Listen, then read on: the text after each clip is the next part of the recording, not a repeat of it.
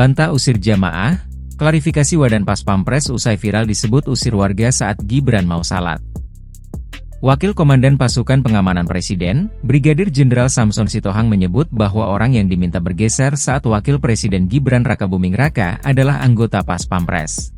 Diketahui, beredar video di media sosial dengan narasi Pas Pampres mengusir jemaah saat Gibran hendak melaksanakan sholat Jumat di Masjid Raya Baitur Rahman Semarang pada Jumat 13 Desember 2024.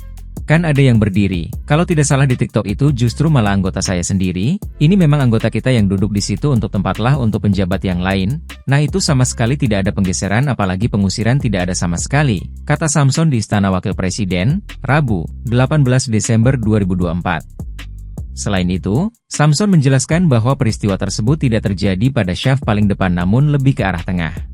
Dan itu memang tidak syaf yang paling depan namun agak di tengah, jadi tidak paling depan itu memang, ujarnya.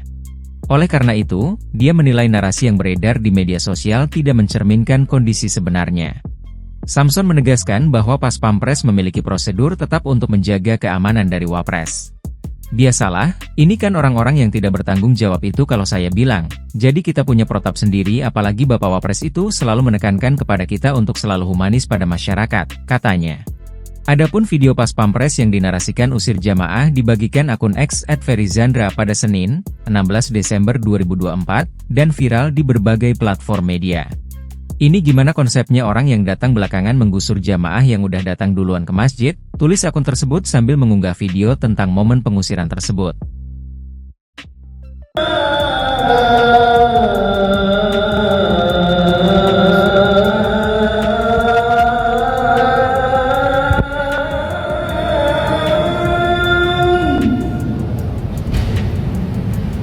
Download Tribun X sekarang, menghadirkan lokal menjadi Indonesia.